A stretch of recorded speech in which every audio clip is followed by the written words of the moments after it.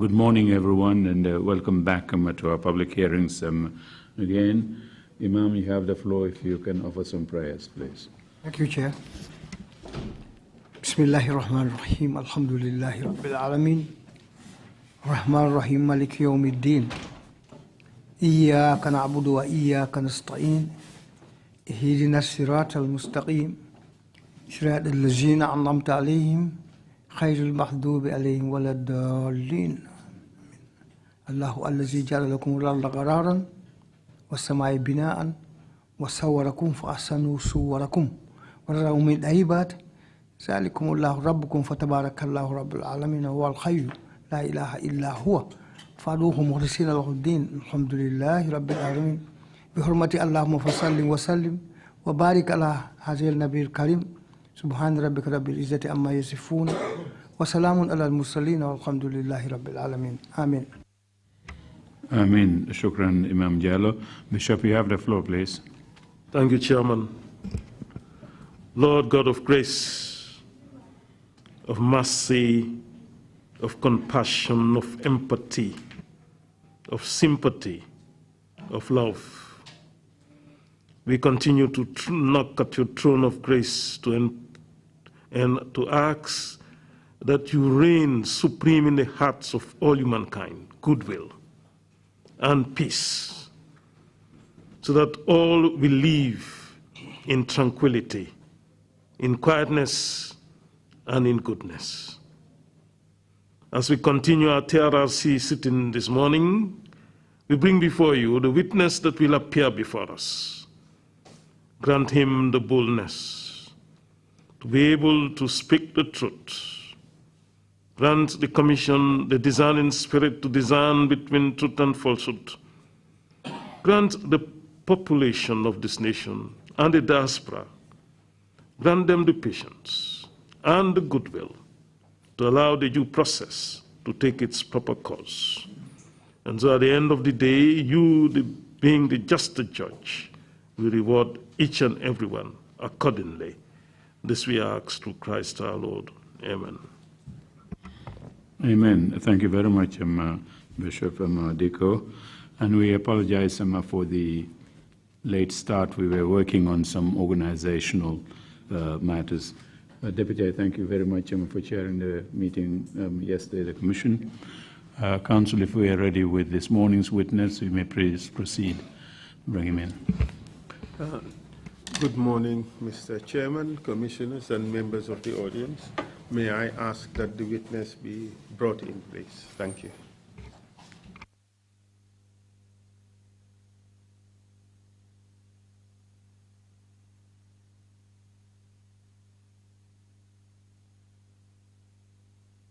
I'm here.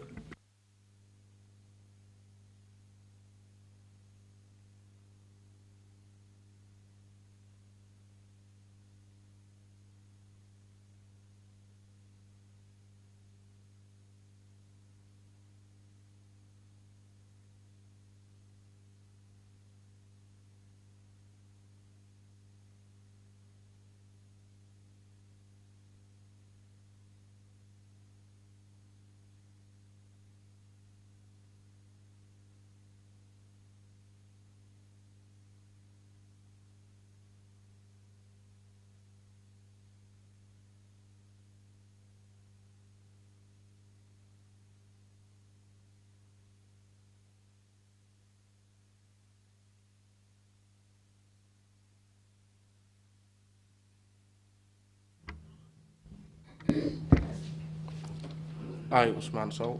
I, Ousman Sowe. Do swear that. Do swear that. I'll speak the truth. I'll speak the truth. The whole truth.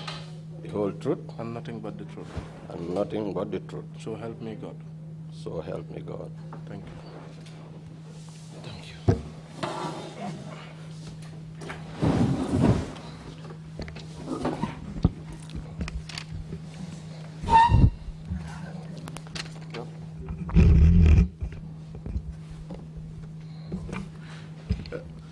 Good morning, Mr. Sowe. Welcome to the TRRC.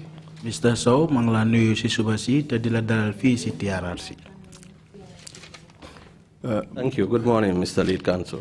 Mr. Sowe, as part of our effort to ensure that the audience watching or listening this broadcast at home is able to understand what is going on, we do interpose some interpretation in one of the local languages.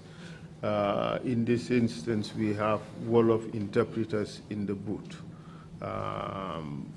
Could you kindly accommodate the interpretation before you respond to my questions? The interpretation is not really meant for you because you're very proficient in the English language, but it's just meant for those watching at home to understand what is going on.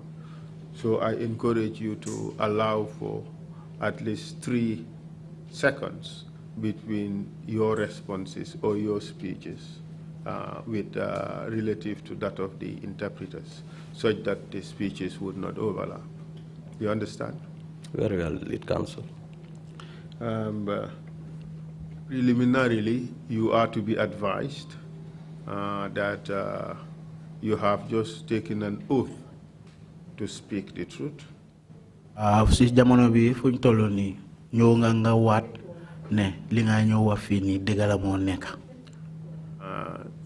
I just remind you that it is a criminal offense in the laws of this country to lie on the oath. Mang la fàttali ne suñ loi yi nga xamantene moo nekk si réew mi fii da jéggi loi la pour seede nga nekk seede si béréb ngay wax nga wax kàddu yi nga xamantene ni du dëgg. Nga waat pour wax dëgg ba pare nga wax ci kàddu yoo xam ne du dëgg. It is also an offense under the laws of this commission to provide false or misleading information. Te yaaxalu wala tam si commission bi pour nga garal fi kàddu yi nga xamantene du dëgg wala kàddu yi nga xamantene dafa leeral commission bi si seen liggéey. I hope that point is well noted. Foog naa loolu faxam nga ko bu baax. Well noted, Lead Counsel. Perhaps before you start your testimony, Mr. Sowe, Yo, Mr. Sowe, bala nga door di garal fi sa ay kàddu.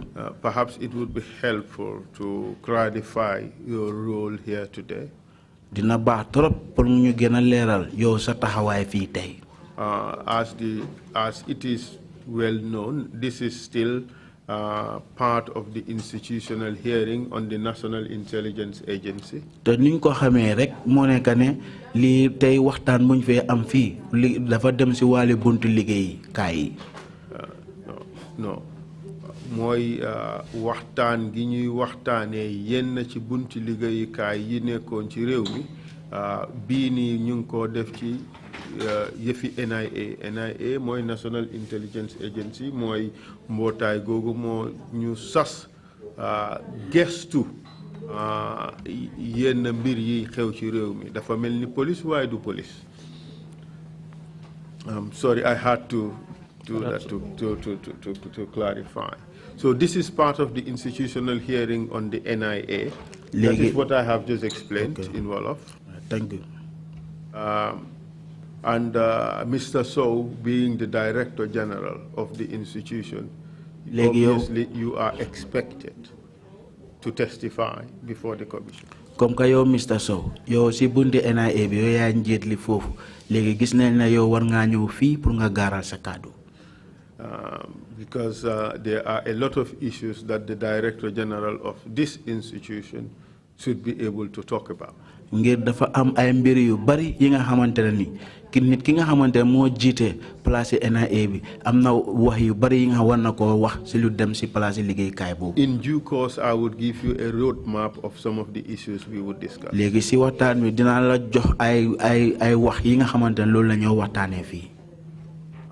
But that said, you are here today wearing 2 hats. Yaa ngi fii ñaari mbaxana nga sol fi nga tollu nii. The one hat is your responsibilities as Director General of the NIA. Benn mbaxana bi mooy comme sa liggéey bi nga ko doon def si jamono bi nga xamantene yaa nekkoon jiiti NIA si jamono boobu. And the other hat pertains to the period in which you served at the NIA as an agent of the institution. benen bahana bi mo nekk ne si jamono yi nga xamantene yaa ngi doon liggéey foofu si NIA bi. You would of course notice, Mr. Sowe, that you have not been served with a notice of adverse mention. Mr. Sowe di soo bàyyee sa xel di nga gis ne yow joxuñu la kayit bi nga xamante dafa wone ne comme waxoon nañ fii sa tur. Tuumal nañ la. Tuumal nañ la. So that said, there would still be issues that you would have to deal with in view of the period during which you served as a staff of the institution. Léegi si loolu dinañ waxtaanee ak yow si mbir yi nga xamante ne si jamono bi nga xamante ne yaa ngi nekkoon foofu noonu si NIA bi di liggéey.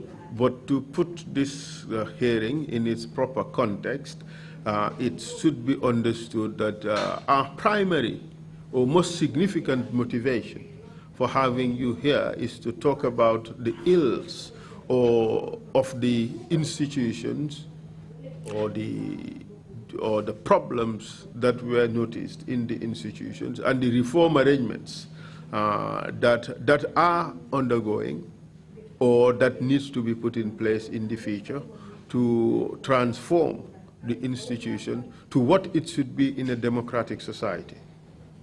Léegi tam bokk na si ne comme dinañ waxtaanee tamit si jafe-jafe yi nga xamante ne loolu la NIA bi doon jànkuwanteel ak jamono bi nga xamante ne ni yaa ngi doon def ay wecceeku pour taxawal NIA bi mun a nekk bunta bu nga xam bunta bu jub lay nekk. Perhaps I should say that in Wolof. Li ma doon jéem a wax mooy ne pour ñu gën a xam waxtaani tey bi ci lan lañ ko tënka mooy war nañoo wone ne sa taxawaay fii tey li tax ñu gën la fee indi pour nga ñëw fi mooy pour nga seggal ñu won ñu yu ñaawteef yu daan xew ci NIA bi ak jafe-jafe yi fa daan am loolu naka yan jéego nga jël pour saafaral leen ak yan jéego lañ war a xalaat pour jël ci kanam pour saafaral leen nga xam ba tax ne NIA bi dinañ ko def mu nekk bunti liggéey boo xam ne dina mel ni mu war a mel ci dëkkago réew moo xam ne réewi démocratie la. I hope that is clear. Thank you. Thank you. Without further ado, Mr. Sowe, let us start the hearing. I would want to discuss with you the following. Léegi Mr. Sowe ñañ dem si waxtaan wi lu ma bëgg a waxtaanee yow maa ngi la ko ñoo limal si. First would be your professional background. Njëlbeen bi moo nekk ne yow sa boppa sa jëmi boppa si li nga jaar. Education and professional sa wàllum jànga ak sa wàllum liggéey. We would talk about the NIA and the culture that prevailed in the institution. Dinañ waxtaanee bunte NIA bi ak doxin bi nga xamante ne loolu moo fa de xew. Doxalin bi nga xam ne moo fa daan xew. We would I think in fact we should talk about the past and structure of the organization. There are important issues to talk about that in that regard. Bana tam ñu waxtaanee si anam bi nga xamante ne noonu lañ taxawalee buntu liggéeykaay boobu noonu. We would talk about your time as head of investigations. Nañu waxtaanee si jamono bi nga xamante yaa jiite woon bunta bi nga xam ñooy saytu wàllu gestu yi. We would talk about the arrests, unlawful arrests, detentions, and tortures that used to happen at the NIA. Te dinañ waxtaanee tamit si jamono bi nga xam ne ñu ngi jàpp ay nit te teguñ ko si kaw yoon te ak nit ñi nga xamante ñu leen doon bëggal foofu noonu di leen mettital. We would talk about the concealment of. We would talk about the torture chamber at the NIA. Dinañ waxtaanee béréb bi nga xam foofu leen dee bëggal nit ñi. We will talk about the torture equipment. Ak bagage yi nga xam lu leen dee jël di bëggal nit ñi. We will talk about the concealment of evidence. Dinañ waxtaanee tamit ay sedd yu déggu yi nga xamante ne dañ ko dee noba. No. Firnde yi nga xam ne ñu ngi ko noba. Thank you. Yes. And we would also talk about particular instances of torture, say, for instance, the case of Lamin Kabu and the disappearance of Daba Marena and others. Dinañ waxtaanee tamit mbugal yi nga xam ne loolu lañ teg Lamin Kabu ak Daba Marena. And we would talk about the reforms for the institution. Nañ waxtaanee tam wéccu yi nga xamante ne loolu moo war a am si béréb bi liggéeykaay bi. Those that have been made. Yi nga xamante ne def nañ ko ba pare. And those that are contemplated for the future. Ak yi nga xamante ne bëgg nañ koo def si kanam. In order to make it an institution that is fit for purpose in a democratic society. Nga gis ne mu nekk bunti liggéeyukaay bi nga xamante ne dina mën a doxal liggéeyam nu mu waree si réew mi nga xamante ne réewu démocratie la. And at the end of the day, the commissioners would give you an opportunity to share a few words. Te bu fa loolu jógee commissioner itam dinañ la may waxtu pour nga gaaral fii sa ay kaddu. On things that are relevant to this to your testimony. Ak si mbir yi nga xamante ne moo gën a am solo si sa kaddu yi nga xam loolu nga wax fii. And things that do not have any bearing on politics. Mu nekk yeneen mbir yi nga xamante ne amul dara li nga loolu la mooy defee wàllum politique. Are you ready to proceed, Mr. Sow? Yow Mr. Sow ndax pare nga pour gaaral sa kaddu yi. I am Mr. Lead Counsel. Thank you very much. Jërëjëf. Mr. Sow, can you kindly tell us your full names, please? Mr. Sow, mën nga ñëw wax sa tur yi. Thank you, Mr. Lead Counsel. If you will allow me a minute, I would want to Lead Counsel. say my good morning greetings. And to one and all, and express my profound appreciation to the Commission. For the splendid facilities that have been put at my disposal since I arrived here this morning. Depuis bima accès fi tay ci suba taranga ak wane bu baax biñu ma wan fi bima ñëwé depuis suba be wax bi ni. I wish to profoundly register that appreciation to the chairman of the commission and the rest. Lolu bëgg na ko wan commission comme chairman bi ak ñi nga xamné ñom ñepp ñu ngi bokk ci commission bi mu li nekk suma contenté comme ni ma ko waxé. And the commissioners. Ak commissioner yi fi nekk yépp. Thank you. My name is Ousman Sowe. Ousman Sowe. Date and place of birth? Fan nga judo? Block 1972. Mangi judo block 1972. And where did you go to school? Fan nga defé sa jangin? I went to Block Primary School. Block Primary School la doré. I did my entire primary school career. Fofu la jangé primary school bi yépp. Then I proceeded to Basse. Then ma continue dem Basse. I did my O-levels. Fofu la defé suma O-levels ci. Which school in Basse? One school ci Basse? Nasir Ahmadiyya High School. Nasir Ahmadiyya High School bi nek Basse. Then I proceeded to the Institute for Continuing Education where I did my A-levels. Ma continue dem ci njàngu bi ñu xamé Institute for Continuing Education moy jàngu bo xamné pour continuer jàngala. Then in 1995, I joined the University Extension Program, the UEP. 1995, ci la dugga ci university sen bunta bu yaatu bi pour yok xam-xam. 1999, I graduated. 1999 ci la jeexal njàngam fofu. And in 2000, I proceeded to the Department of Peace Studies, Bradford University. 2000 ma continuer dem yoka xam-xam ci Bradford University. Where I did my MA in International Politics and Security Studies. Fofu la defé suma MA ci walu politique digante rew ak mbiri karange. With a research interest in Africa's conflicts. Pare ma def gestu ci mbiri nit ñu ñuul ñi seen rew pour mbir bo xamné mo saytu ci wala fitna yi. Using mediation. Ak pour seetlu tamit ki nga xam ne xam-xam boo xam ne mooy seetlu diggante bunta ak bunta ñi nga xam ne ñu ngi ci fitna waxtaan bi war a nekk seen diggante pour fay safara si. In 2013. Ati 2013. I went to Malta. Madam Malta. Pursue an MA. Madam Fufu Janga pour MA. In diplomacy. Moy digante rew ak digante bunta yu nga xamne bunta yu mag yi nga xamne ñu ngi ci adina ci sen digante ni mu wara téré. And graduated in 2014 with a distinction in diplomacy, masters in diplomacy. Ma jeexal suma janga 2014 ak place bo xamne mo gëna kowe ci njangam xam-xam bi fofu. That's the academic qualifications. Moy suma wali xam-xam li ma janga.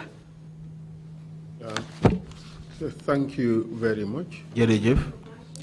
Mr. Sowe, and tell us about your work career. Wañu tam ci sa jaar-jaar sa warul liggéey.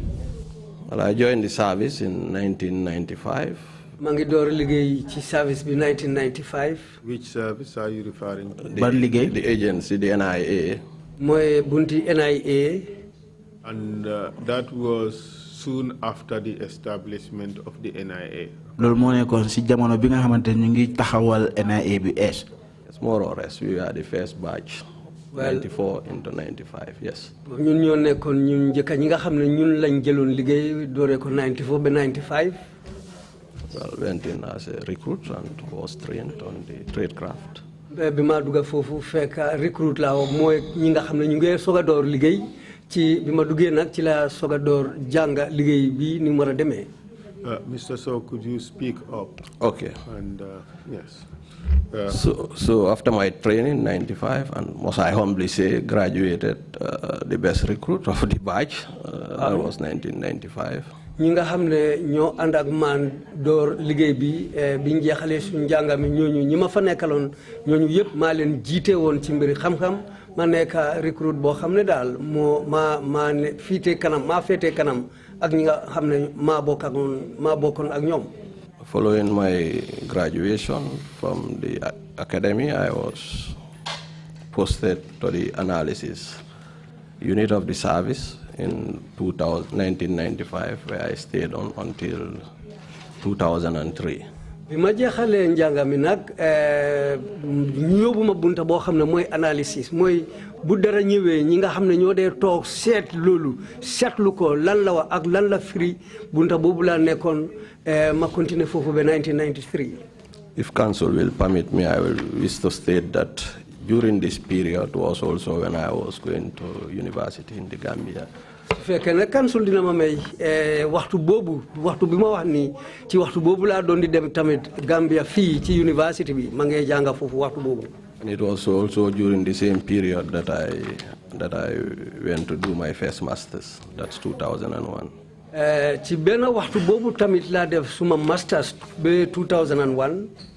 And in 2003, I was posted from the analysis to head the investigation unit of the NIA. 2003 ci lañ ma génnee bunta boo xam ne mooy analysis ñi nga xam ne ñoom ñoo dee seetlu xibaar yi ñëw ñu yóbbu ma bunta boo xam ne ñoom ñooy gestu lépp loo xam ne dafa ñëw 2003 lañ ma yóbbu si bunta boobu.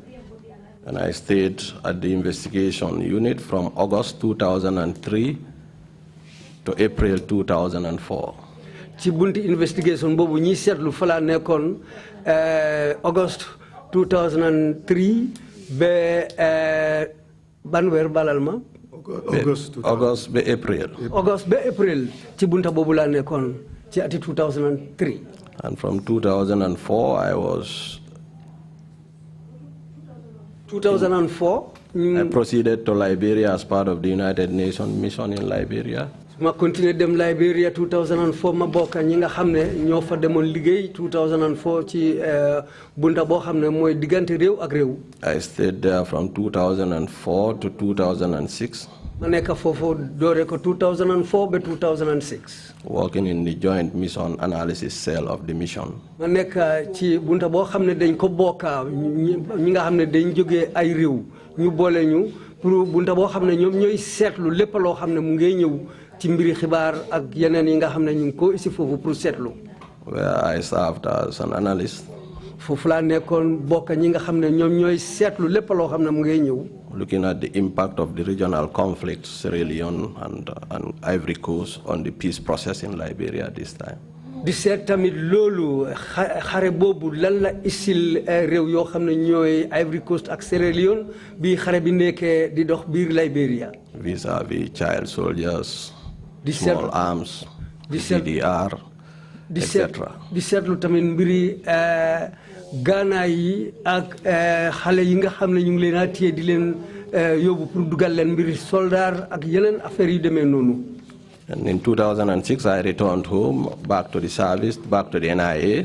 2006 ci laa ñibbisi ma dellusiwaat ci bunti benn liggéeykaay bi ma dugg ci liggéey bi na mu waree. And I was appointed the Director of External Security and Cooperation of the NIA then. ci lañ ma jël def ma njiit koo xam ne mooy jiite bunta boo xam ne mooy saytu diggante Gambie ak yeneen réew yi ci mbiri liggéey bi pour seetlu loo xam ne rek dafa ñëw ci suñ bunti liggéeykaay.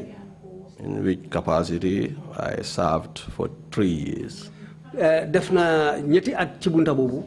That is May 2006 to September 2009. mooy diggante May 2006 ba September 2009. Following which I was redeployed. gannaaw loolu lañ ma yóbbu beneen place. To the office of the president. mooy ma dem ci office président bi. As a deputy permanent secretary. ma nekk ki nga xam ne moo toppa ci tànki permanent secretary bi nekk ci office président bi. And I was there from September to December. foofu laa nekkoon doore ko September ba December. 2009. 2009. When I was subtly deployed to the police. ci lañ ma jëlee foofu yóbbu ma ci police ci diir bu gàtta laa fa def nag. 2 days, 3 days. mel ni ki ñaari fan ñetti fan. I was dismissed. ñu dàq ma. Arrested. ñu jàpp ma. Detained for 2 weeks at the NIA. ñu toogal ma benn place ñaari bés yu ay ca NIA. And I was released after the detention. après ci lañ ma soog a bàyyi ba ma fa defee ñaari bés yu ay yooyu. Shortly afterwards, I picked a job. ci diir bu gàttam bi ma fa jógee ci loolu ma ñëw amaat liggéey. As a general manager of a private training institute. ma ñëw nekk njiit ci bunta boo xam ne maa jiite bunta bi pour jàngale liggéeykat yi nekk ci bunta bi. Called ICOBAD. It was International College for Business and Human Resources Development. ñu ngi ko ooyee ICOBAD mooy njàngu moo xam ne bu diggante réew ak réew la pour fi ñu mën a jàngee mbiri njula ak yeneen yu demee noonu ci yooni xam-xam boobu. I served there for a period of about 10 months. nekk naa fa ci diiri fukki weer. Then I moved into banking. si la bàyyi foofu ma dugg ci liggéey banque. At the First International Bank. ma ngi woon First International Bank. Where I initially served as a consultant on debt recovery. bi ma fa duggee li ma fa doon di liggéey mooy ki nga xam ne mooy liggéey ci mbir xam-xam pour suñu lebalee nit ñi wala ñu xaalis bi jógee ci banque bi pour leble loolu naka la ñoo amatee xaalis boobu parce que yéenay def de su jafee pour amaat xaalis bi yan pexe la ñoo def pour amaat seen xaalis bi. And I was subsequently appointed the assistant manager for the same unit, the recovery unit. ci kanam si loolu laa nekk ba ñu ñëw jël ma toppa ki nga xam ne mooy njiit li ci buntil benn liggéeykaay boobu ñi nga xam ne ñooy taxawal banque bi pour lépp lu génn naka la moo delluseewaat ci biir banque bi. Where I stayed on until August 2012. fa laa nekk ba August 2012. I moved on to the civil society, the NGOs, working for Action Aid. ci laa fa jógee ma dem ci mbootaay yi nga xam ne mooy mbootaay nit ñi xeet yi mooy Action Aid. I worked there as the governance manager, partnership and governance manager for Action Aid the Gambia. Fala neka ko xamni ci bunta bo xamne ñom ñoo saytu mbiri liggéey bi ni mo démé ak bunti Action Aid ak yeneen bunti liggéey kay ne sen bunti mbolo mi fala nekon served there until from August 2013 to April from August 2012 to April 2014. Wala neka dore ko April dore August 2012 be April 2013. When I was recalled back to government, I remember then I was on an Action Aid mission in Uganda. Suma fate wut fekka mangi won rew Uganda te liggéey Action Aid moma fa yobbu won heading for Johannesburg then. Fekka mangi jublu pour dem Johannesburg. Upon return, I assumed my new appointment as the permanent secretary for the Ministry of Interior. So bima delse ci la jël liggéey bu SB ma nek permanent secretary ci bunti ministry bo xamne ñom ñoo saytu biir rew mi moy Interior. Where I served until September. Fala nekkon be ci wéri September 2014. Ben at bi 2014. I took a study leave and proceeded to Malta to do my second master's in diplomacy. Ci la jël leave pour ñu may ma mëna dem jangi Malta ma def suma master's ñaareli master bi. Return 2014 somewhere in June. Ma del ci 2014 ci wéri June. And stayed on, cool off for about 3 months. Ma tok be ñetti wër pour mbir yi xala séda. And I was appointed permanent secretary at the Ministry of Foreign Affairs, permanent secretary too at the Ministry of Foreign Affairs. Ci lañ ma jël def ma ñaareli permanent secretary ci bunti ministry bo xamne ñoo saytu digante réewi Gambia ak yeneen réew yi. Where I stayed on for about 2.5 months. Fala nekka diri ñaari wër ak genn wala. Then I was redeployed to the Ministry of Environment and Climate Change as permanent secretary. Ci lañ ma yóbbuwaat ci beneen ministry boo xam ne ñoo saytu mbiri jaww ji ak wécceeku bii am mbir àddina boo xam ne mu ngi faaxee ko ci jaww ji. I stayed on from 2014 until 2017 when I was recalled by the new government to take up the appointment of Director General of the State Intelligence Service. Fala nekkoon be dir 2014 be biñ ma ooyee pour ma del si ñëw jëlaat njiit bunti liggéeykaay boo xam ne falaay nekk njiit ci bunti liggéeykaay bi ma nekk nii. Thank you, Mr. Lead Counsel. What date was that? Mu ne ban bés la woon. February 13th, 2017. Loolu mu ngi tombé February fukki fan ak ñetta ci 2017.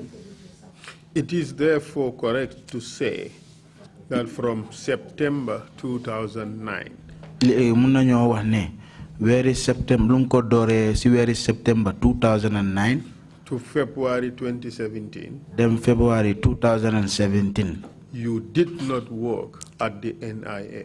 yow nekkuloo woon di liggéey si bunti NIA bi. That's correct. Loolu dëgg la. Mr. Lead Counsel. Dëgg la Lead Counsel. But that said, you joined the institution at its inception in 1995 as first batch, and then you left the institution in 2009. That's correct. Loolu dëgg la.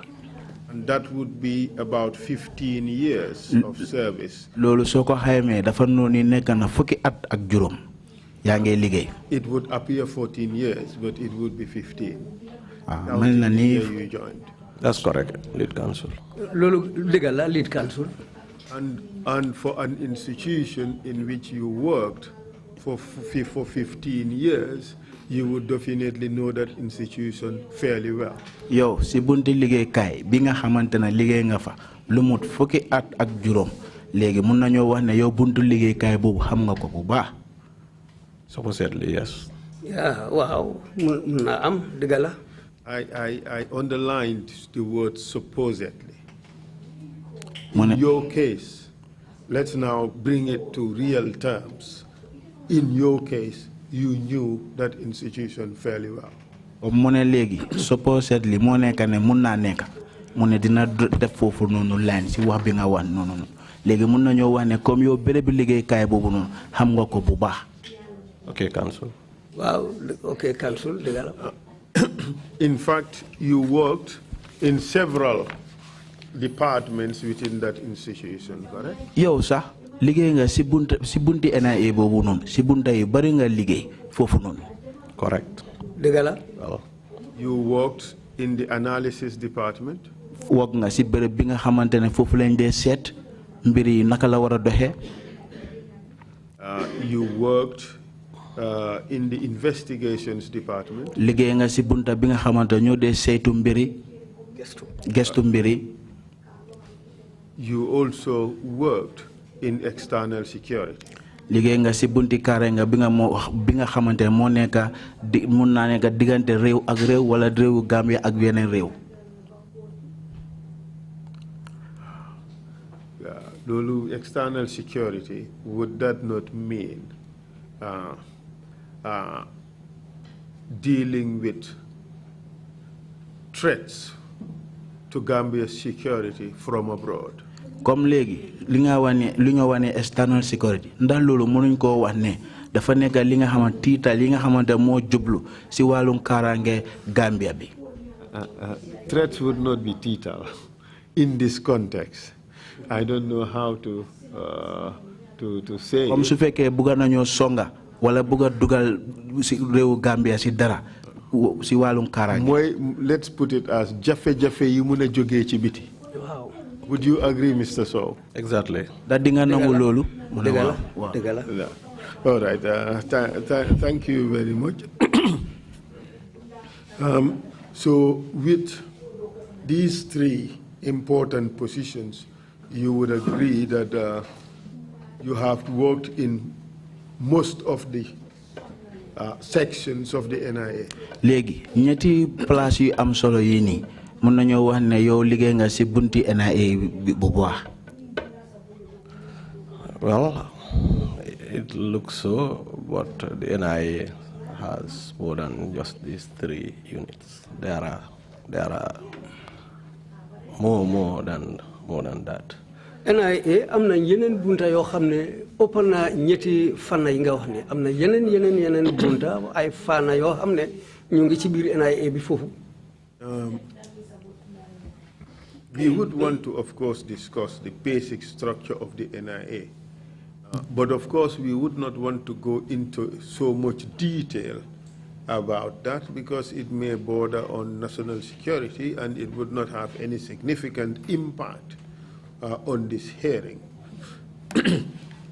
But could you give us a brief, just a brief, within the realms of the permissible, give us a brief description of the structure of the institution, of the NIA. Thank you, Mr. Lead Counsel. The NIA is an office.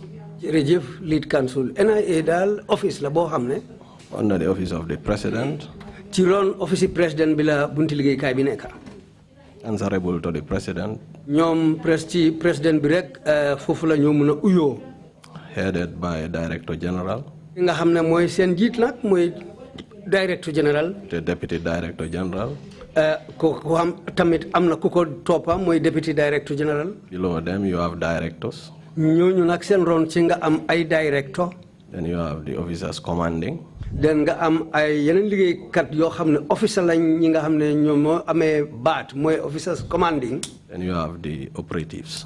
Den nga am ñeneen ñoo xam ne si ron commanda yooyu ñi nga xam ne ñooy doxal kaddu yi jógee ci kaw mooy operatives. So and it principally does intelligence collection on internal and external matters. So it has an internal wing and an external wing on matters of national intelligence. ñoom nag seen liggéey mooy pour dajale xibaar boo xam ne ay xibaar yu xóot lañ pour biir réew mi la fa xew ak bitim réew li nga xam ne dafa xew te mu jublu wala mu nekk mbiri réewi Gambia ñaari bunta yooyu yëpp am nañ foofu taxawaay. So our domestic deployments, our internal deployment across the country. ba pare ñu am ay bunta yi nga xam ne ñoom ñooy liggéey biir réew mi ci fànn yi nga xam ne ñu ngi ci biir réew mi. Our external deployments keep an eye, as you noted, on the external security interests and national interests, which may not necessarily be threat, but yes, we look at our national interests from abroad. ñoom am nañ bunta yoo xam ne tamit am na bunta boo xam ne biir réew mi la ñoo seetlu lépp luy xew ci biir réew mi dañ ko seetlu bàyyi ko xel ak lépp loo xam ne dafa xew bitim réew tamit dañ ko dee bàyyi xel muy mbiri jafe-jafe ak lépp loo xam ne xibaar la daal lu jublu Gambia foog ñu seetlu lu tamit pour bitim réew. But also support our foreign policy pursuits abroad. ba pare ñu topp tamit di joxe ndimbal ci bunta boo xam ne mooy Gambia seen diggante ak bitim réew ay sarta yoo xam ne ñu ngi taxaw ci bunta yooyu. Thank you, Mr. Lead Counsel. jërëjëf Lead Counsel. Again, just within the realm of what is permissible. Mr. Chair, I'm doing this because we're mindful of the fact that this is an intelligence institution, and of everything that it does is not necessarily a matter for public consumption. And we have rules which really limit how far we can go publicly in certain issues. So within the realms of what is permissible, what actually comprises the NIA? I looked at the Act and I see that it's got basically 3 institutions within it. There is the headquarters, which deals with communication, and there is foreign operations, and there is national security. That is what it has in the Act. Is that what obtains at the moment? Well, more or less, but I think it could also be a little bit bigger than that, because the the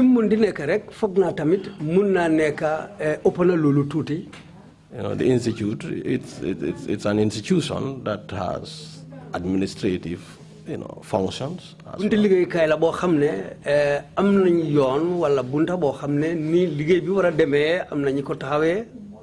Apart from the day-to-day operations of gannaaw seen liggéey boo xam ne bés bu nekk façon liggéey yi ñu war a def. Analyzing. mooy pour seet xibaar yi ñëw seet lan la tekki. And disseminating the products. ba pare lépp loo xam ne ñun am nañ ko foofu ci mbiri xam-xam wala xibaar loolu naka lañ ko tasaaree. As an institute, it has also administrative, technical, other functions that it carries out. To keep it administratively functional. pour bunti liggéeykaay boo xam ne dañ ko taxawal ñënu am na ay fànn yoo xam ne ñoom ñoo saytu liggéey bi ni mu war a demee ñu taxawal loolu mu dëgër ak yeneen bunta yoo xam ne ñu ngi ci biir ñooy seetlu yeneen bunti liggéey yoo xam ne liggéeykaay bi war na koo def te am na ay taxawaay yoo xam ne foog ñu doxal loolu ci bunti liggéeykaay bi ak ñi nga xam ne ñoom ñoo amee liggéey bi yépp ni mu war a demee. My question is more about how the institution is divided into divisions as contained in the governing legislation, which is Decree 45. Do you still have it as it is in Section 11 of Decree 45, that the institution is divided into 3 divisions: national security, foreign operations, and national communications headquarters? Do you have those 3 divisions, or this arrangement is somewhat different? Well, the arrangement is such that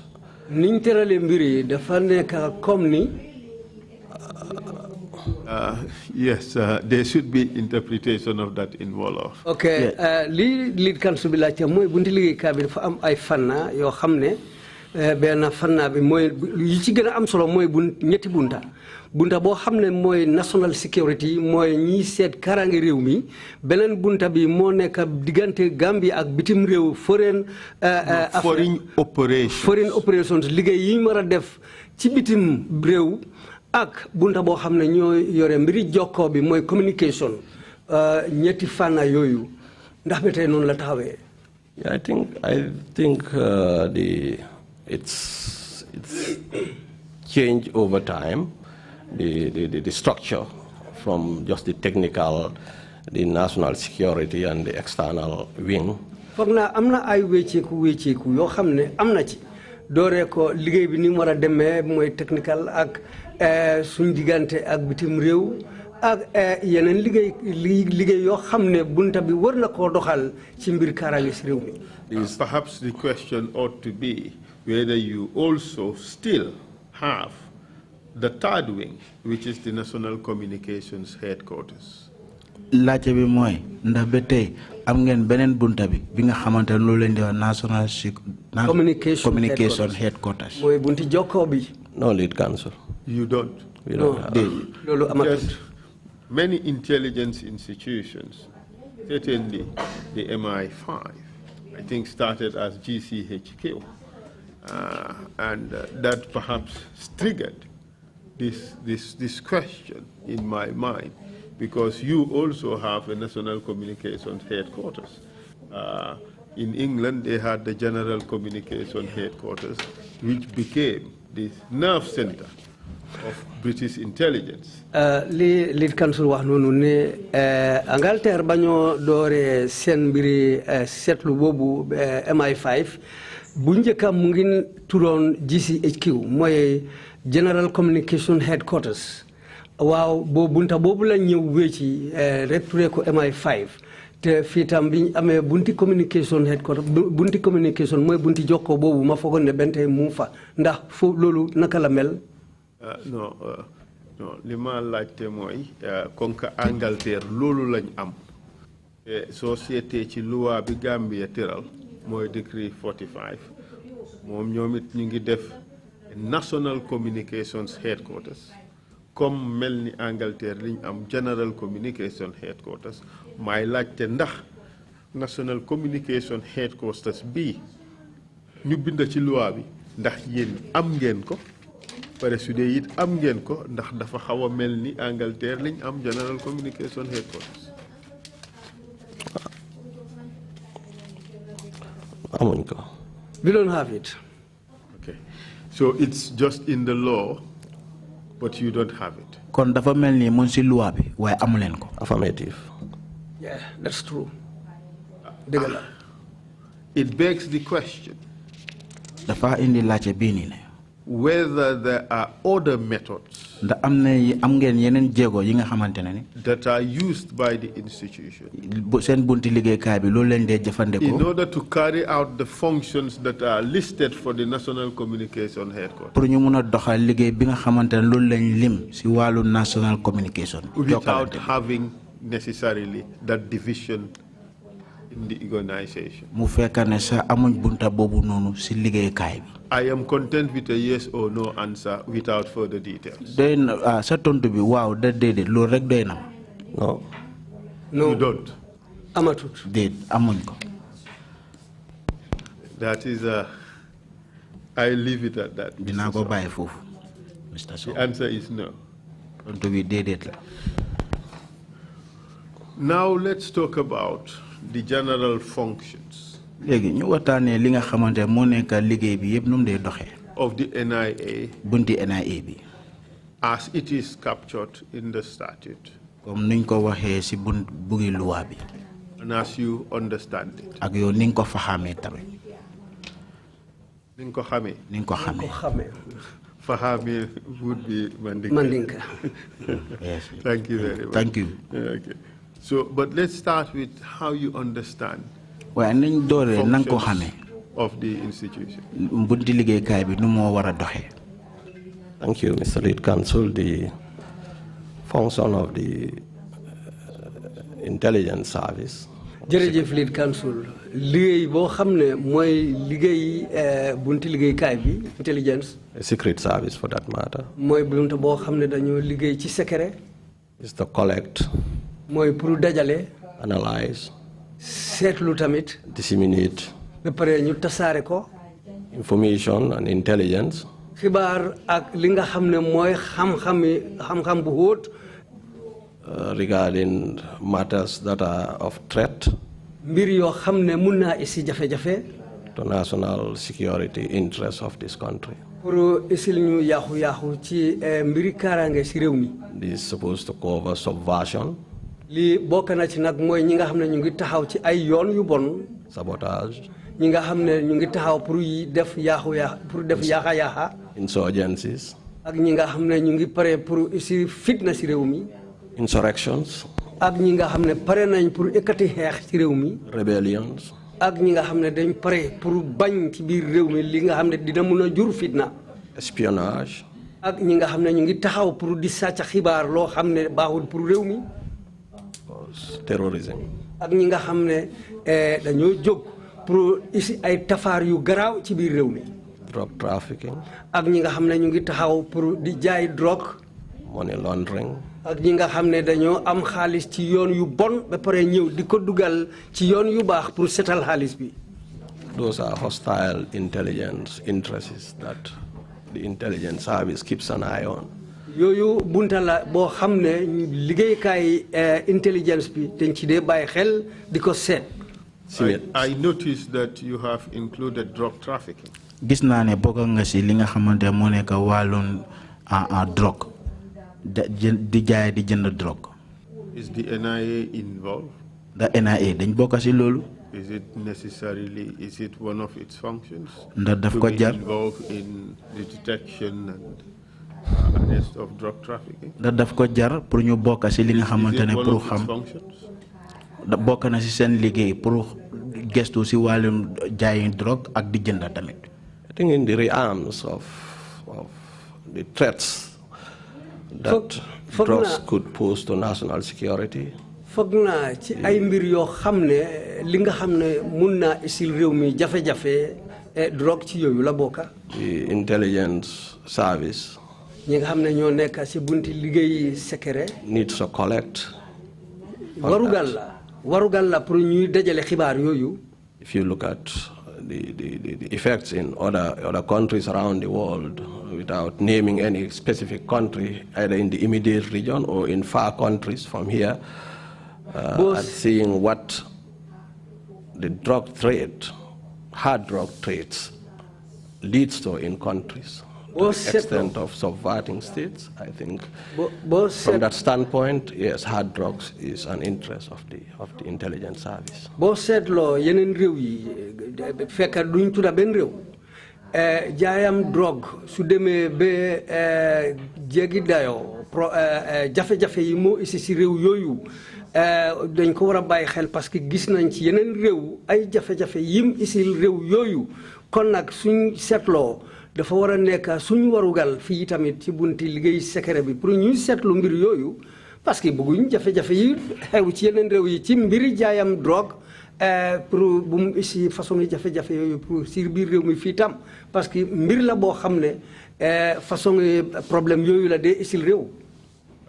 It is understood that for the purposes of collection of intelligence and for the purposes of analysis and for the purposes of helping drive policy choices, the intelligence organization may be involved in looking at that.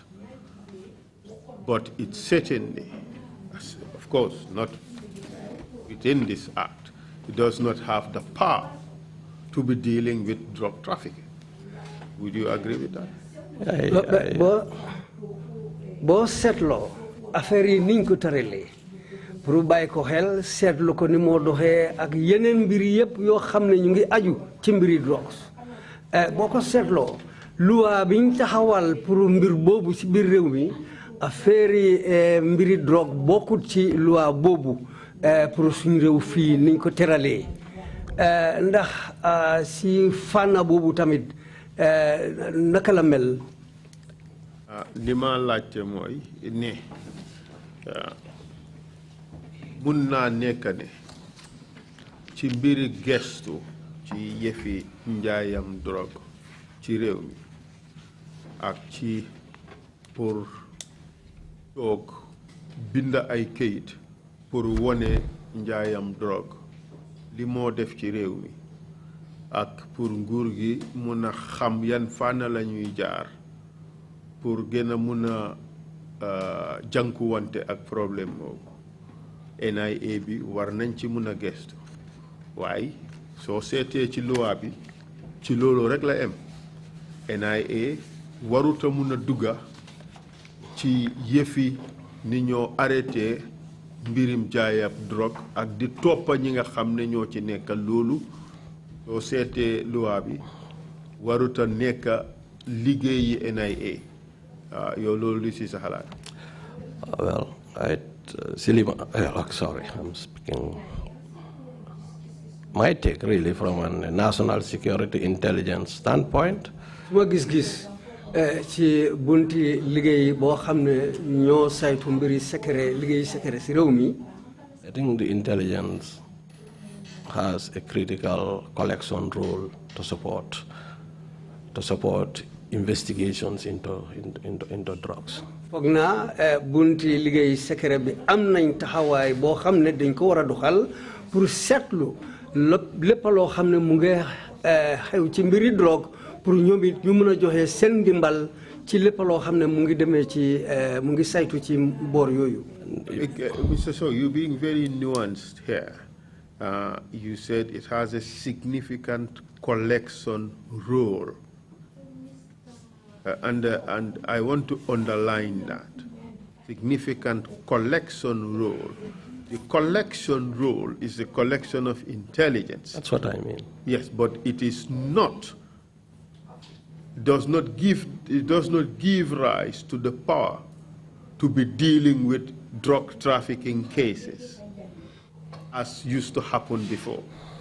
li ma doon di wax mooy pour dajale ay xibaar ci mbiri drugs waaw comme que ni nga ko waxee seen loolu seen taxawaay la waaye nag doole bi àggut place boo xam ne mooy pour ngeen dox ci dugal ci seen doole comme ni mu doon di xewee ci réew mi liñ gis muy doon di xew.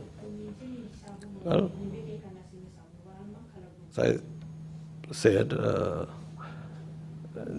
the intelligence, the NIA could collect. Comme ni ma ko waxoon ni ma ko waxee woon NIA mën nañoo dajale xibaar. Again, in the context of the national security architecture and with the existence of, for instance, a national drug law enforcement agency, you expect that to be the lead agency.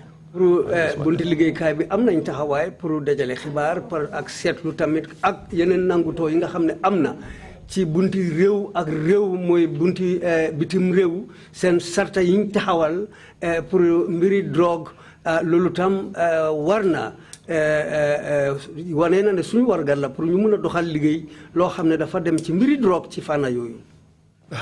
I think what the witness tried to say is that li witness bi di jéem a wax mooy waaw NIA ñoom seen warugal li ci ëppa mooy di gestu mbir yi di dajale xibaar yi waaye nag bunti liggéeykaay bi nga xam ne moo war a jiitu ci yëfi mbiri drogue mooy National Drug Law Enforcement Agency waaye boobu mooy nekk mbootaay o bunti liggéey boo xam ne moom mooy jiitu ci mbir yooyu. That's what you said, correct? Yes, that's what I said. Yes, thank you very much. Counsel, if you can clarify just a technical point, you were making reference to the act. I think it's the decree that you were referring to, and it's a 1995 decree. Yes, Mr.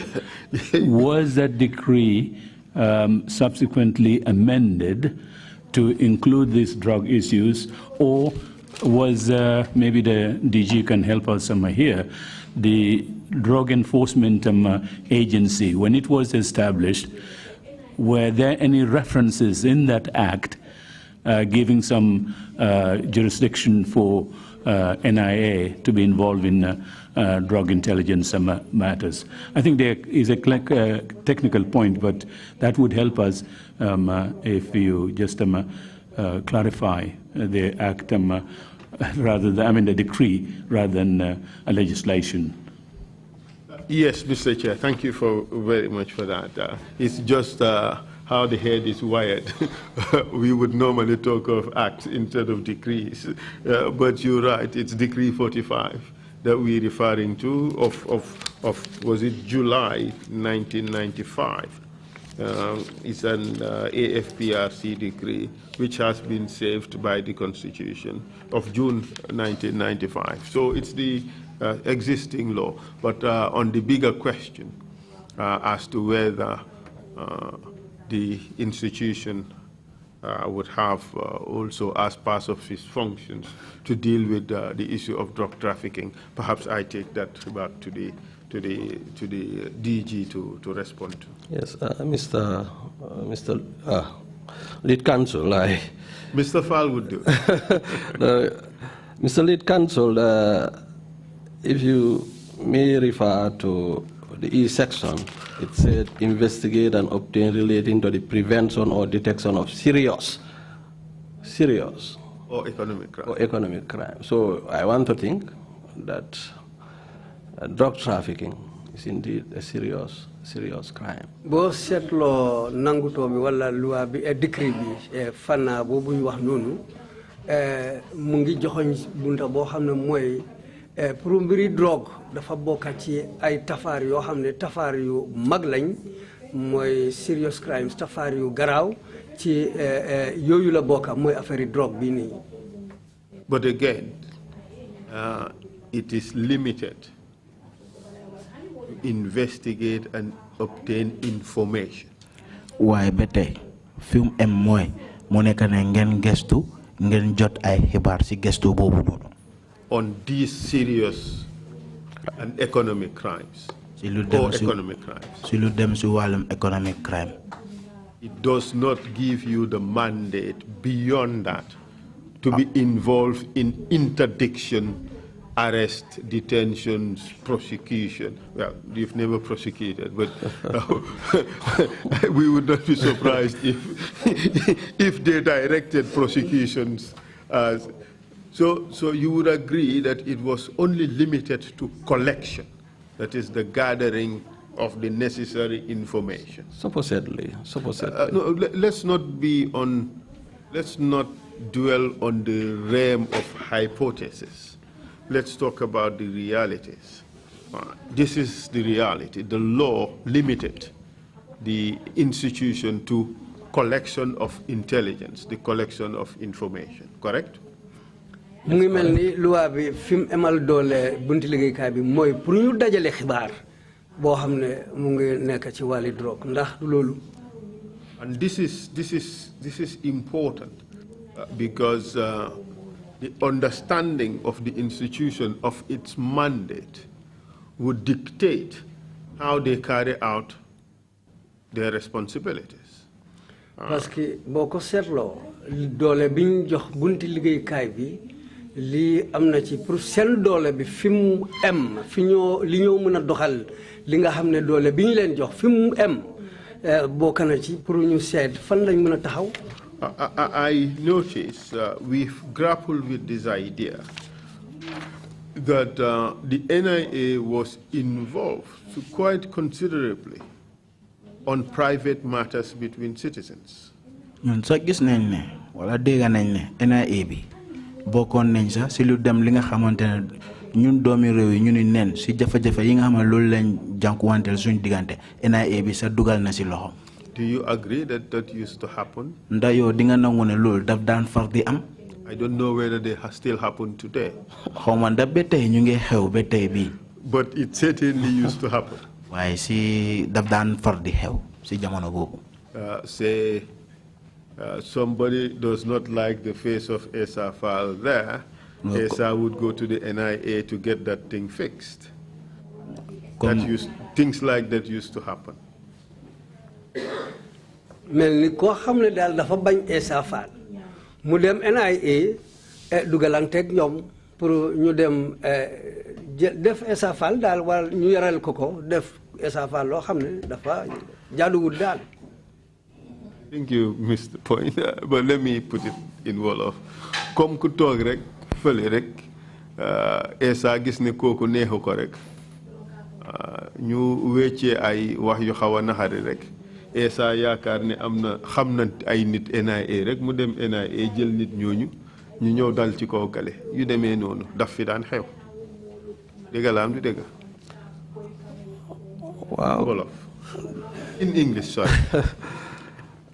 That was widely reported. That was been done by members of the service. loolu xibaar bi feeñ na ci ay anam yu bari ñi nga xam ne ñu ngi nekkoon ci buntu liggéeykaay bi dañ doon di def loolu.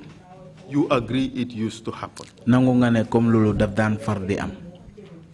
If you will also allow me to say, without being able to pinpoint any particular case to say it happened in this case, but the awareness and the reports of it, yes. su fekkee ne di nga ma may yoon ma wax waaye fekk du ma tudda xew-xew boo xam ne xew-xew bu xewoon la waaye nag comme ni mu daan di amee mun naa cee wax pour seet wane ne daf daan di am.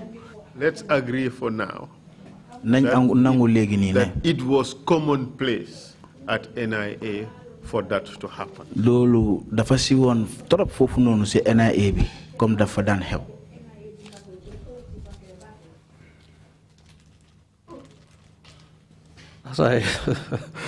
I know you want to be nuanced, and I know that you value or you hold dearly to particular values of the institution, secrecy.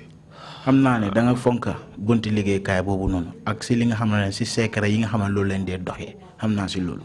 But this is a common fact. waaye lii dafa nekk li nga xamante ne ñëpp xam nañ ko. You agree that it was a common occurrence at the NIA? nangu nga ne lii daf daan far di xew te nit yi xamoon nañ ko foofu si NIA. And I would save you the discomfort. I would not ask you to give me examples.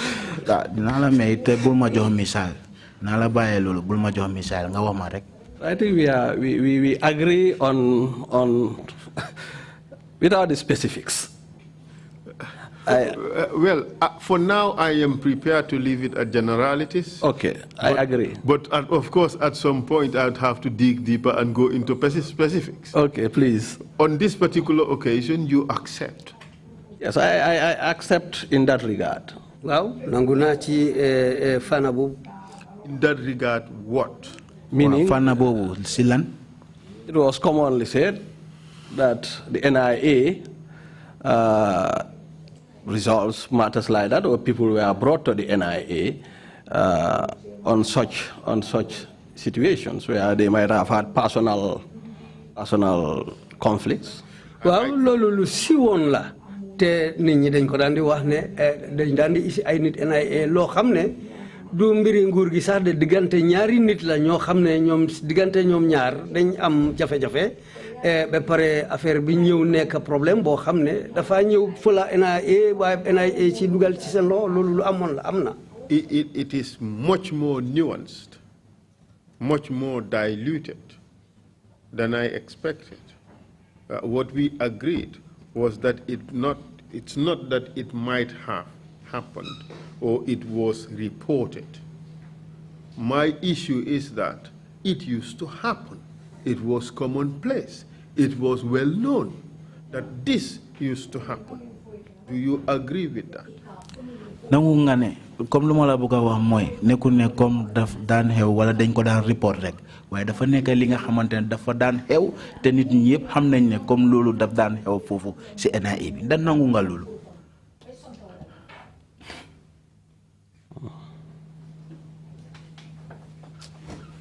Mr. Lead Counsel, if you will permit, we agree on the generalities and as you suggested. Mr. Sowe, you cannot fix the institution. Mr. Sowe, yow doo mën a defar bërëb boobu noonu rek noonu. If you run away su fekkee yaa ngee daw. from the reasons si sabab yi nga xamantene ni of your effort to fix that institution. lolu nga don def si jéego yi nga xamantene lolu nga don def pour defar place bi mu jub. Let's call a spade a spade. nañu wax dëgg bi rek dëgg bi na taxaw rek. We know there are shovels. ñun xam nañ na am na yi nga xamantene ñu ngi nekk fofu nonu. In Wolof we call them all pale. Si Wolof ñu ko oyé all pale. But there are differences. Waaye dafa uté. And we are prepared to dissect everything. Te ñun paré nañ pour léral yépp. To get to the truth about everything. Pour ñu mëna aga ci dëgg bi ci bopam. So that we can all move forward. Nga gis nañu yépp ñu mëna dem ci kanam. But if we do not wish to call a spade, su fekkee ne bëggu ñoo taxawal dëgg bi. Then there will be difficulty. Jafe-jafe dina am de. Let's call a spade a spade. Nañ taxawal dëgg bi rek. You agree? I agree, we call a spade a spade. The NIA was being used as an institution for private hire for people, for it to do the bidding of people who have friends, relatives within the institution, or can use their money power to get members of the institution to act on their behalf. You agree that used to happen? Legi NIA béréb la bi nga xamantene ñun ñi nga xamantene ñoo nekk doomi réew mi fii ak ñi nga xamantene ñu fa liggéey dañoo mëna jël léegi suñ mbokay suñ xariti wala ñu dugal xaalis ci ñoom pour ñu defal ñu li nga xamantene ñun loolu lañ bëgga suñ digante ak suñ yeneen morom yi. Thank you, Mr. Lead Counsel, on that. I think. Jërëjëf Lead Counsel ci fana boobu. It takes us back, probably if you will permit me again, and this does not mean to push back. Because this is probably what is also informing our current ongoing reforms. I'm sure we'll come to that later.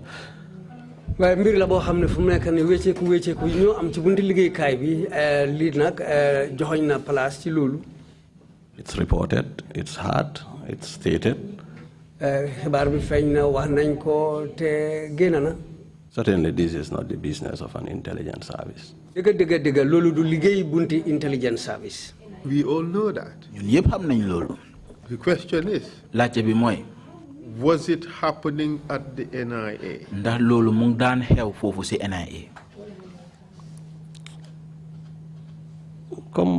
As I said, I cannot say it wasn't happening.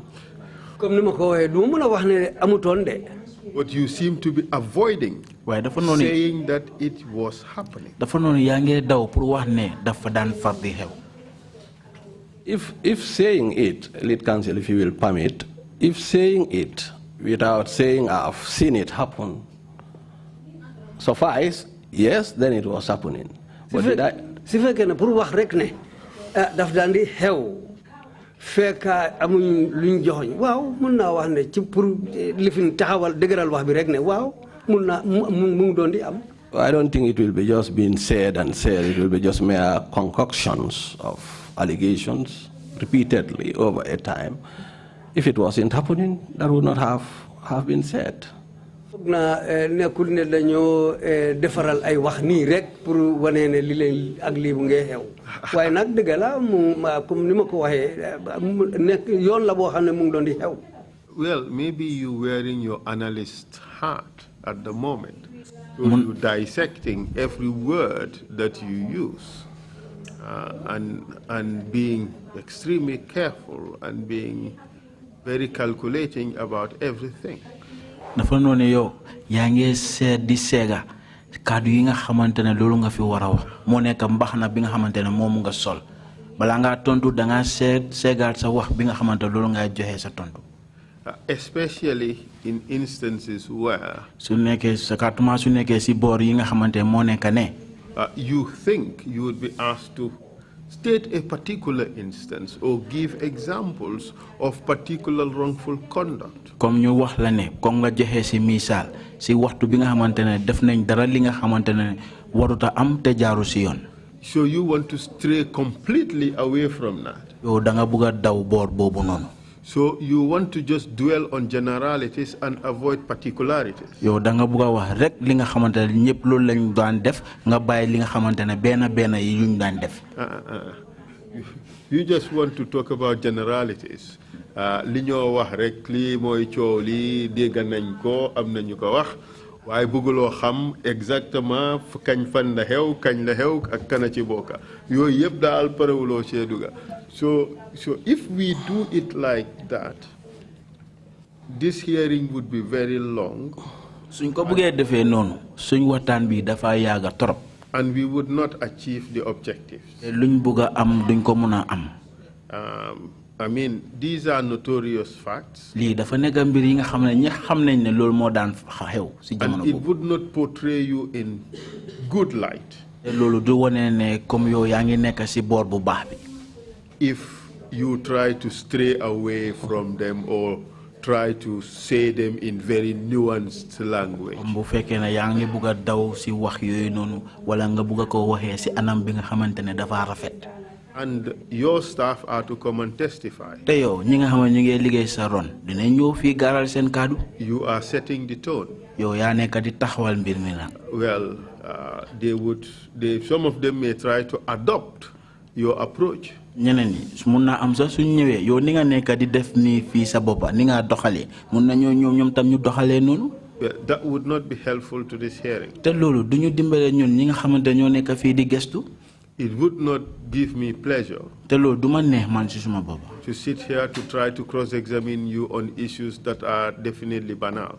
Te du waxtaanee mbir yi nga xamante ne ni loolu la ñuy waxtaanee li nga xam ne ñëpp xam nañ ne comme mu ngi doon xew. ci loo xam ne nekkut loo xam ne sax am na njëriñ lu bari. So it would be well advised to just answer these questions more directly. léegi dinaa la digal rek pour nga tontu laajte yi rek comme nu ma la ko laajtee nga tontoo ko. Perhaps, Mr. Chair, we should just take a break. Maybe coffee would be in order. Mr. Chair, mun nañoo noppale ko léegi. Well, the question was essentially individuals taking individuals to the NIA. I hope that never involved them, a husband and wife taking each other to the NIA. It used to happen. Husband and wife? Yes. Good heavens. Wow, jëkkër ak jabar dañ fa daan yóbbu wante sa tamit caaman daf daan far di am foofu. You confirm that, DG? DG, mun ngaa leeral loolu. Husband and wife taking each other to you guys? Well, as I said, and with all respect and without meaning any disrespect to the proceedings, this was widely said. As a DG or in any of my capacities serving in the service, I've not witnessed it. But it was said.